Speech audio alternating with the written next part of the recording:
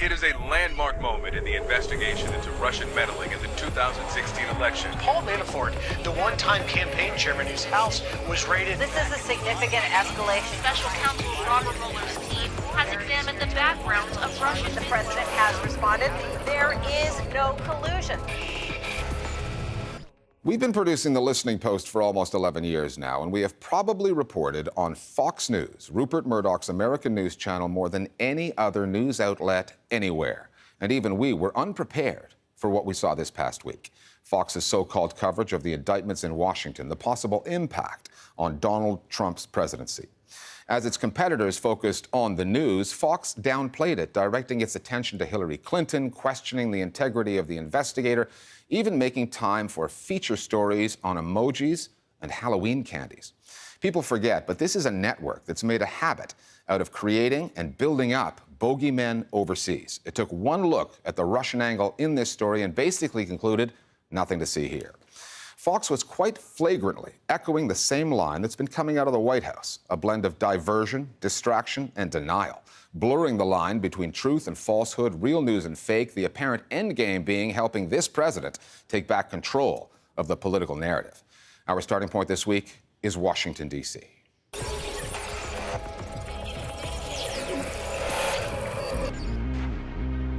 The first indictment from special counsel Robert Mueller's investigation have just been revealed. This is an important story, right? It's dealing with the legitimacy of the Trump presidency, right? 12 counts, potentially decades in prison for the president's former campaign chair, Paul Manafort. Indictments had been handed down. A guilty plea had been entered. George Papadopoulos admits now to the FBI that he lied about his contacts with people in Russia. One set of facts that were clear and not open to interpretation, right?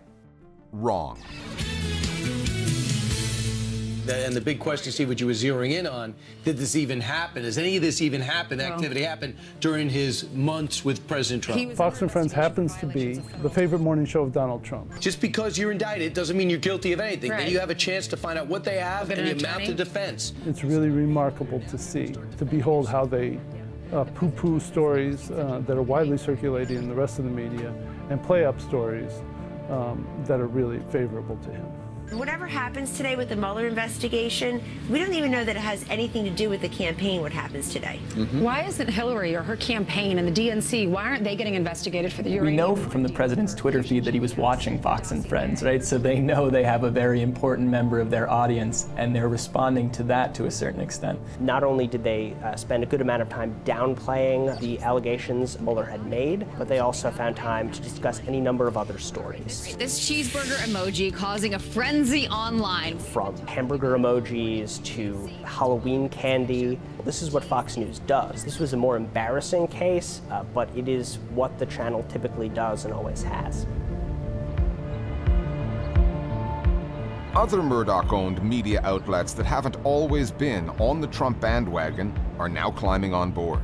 8 months ago, the Wall Street Journal published an editorial questioning the president's credibility, calling Trump his own worst political enemy, and saying of his obsession with so-called fake news that if he doesn't show more respect for the truth, most Americans may conclude he's a fake president.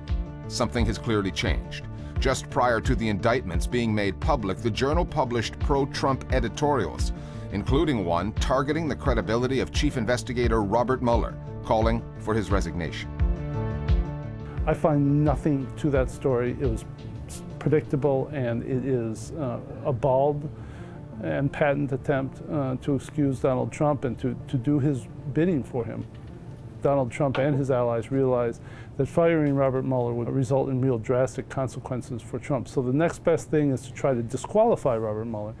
And I don't think that's working either. I thought it was an important signal because the Wall Street Journal earlier on in the Trump presidency had been pretty critical, called out his behavior, his misconduct, and so the editorial seemed like a seminal turning point, a very noticeable pivot toward Trump and in an effort to protect him.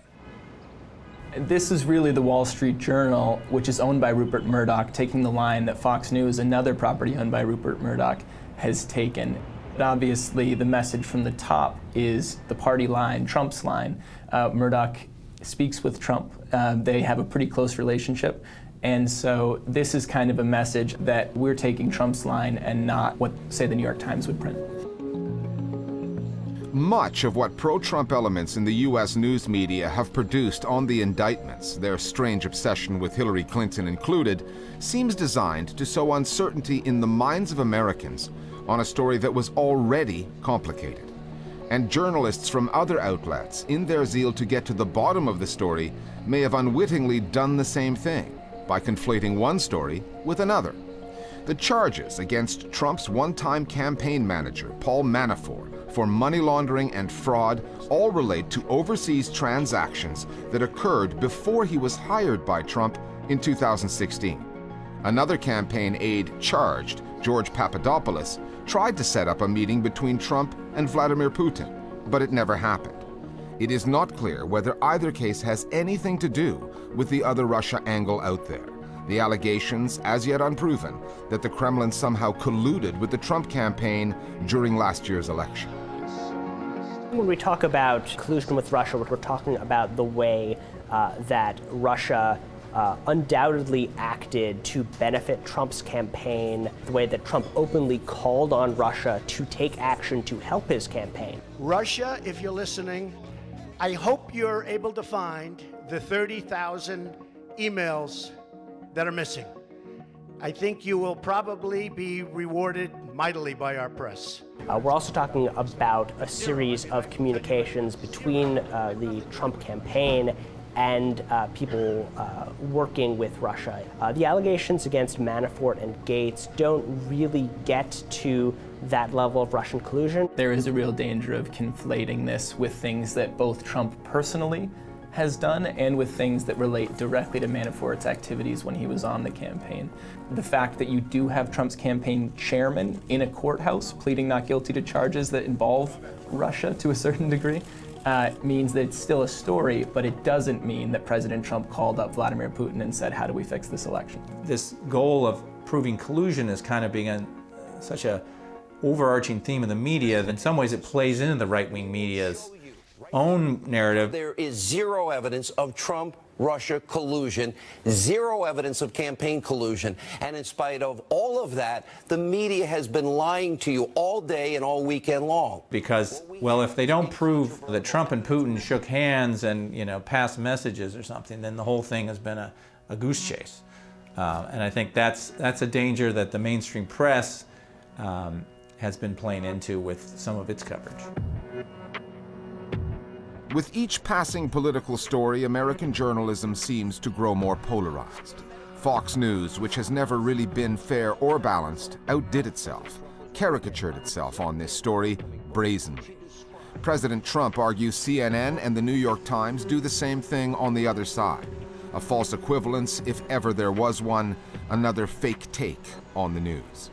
And media consumers, because it's never been easier to hunker down in the comfort of their own echo chambers, rarely venture out to a place, a site, a channel where their beliefs might actually be questioned. There's a tremendous sort of speaking to the choir issue in all the journalism that's being done right now. You work really hard on a story and you think you've got it all nailed down, and then you send it out. And you wonder if you're not just fully cementing the beliefs of people who already share those same sentiments. Conservatives have spent decades building a parallel news apparatus in order to ensure that conservatives have an entirely different set of facts than those that everybody else gets. And what that means is you have a large group of people that are being fundamentally and deliberately confused about what is going on in the country. I think that's pretty dangerous, and it could be moving us in a fairly scary direction.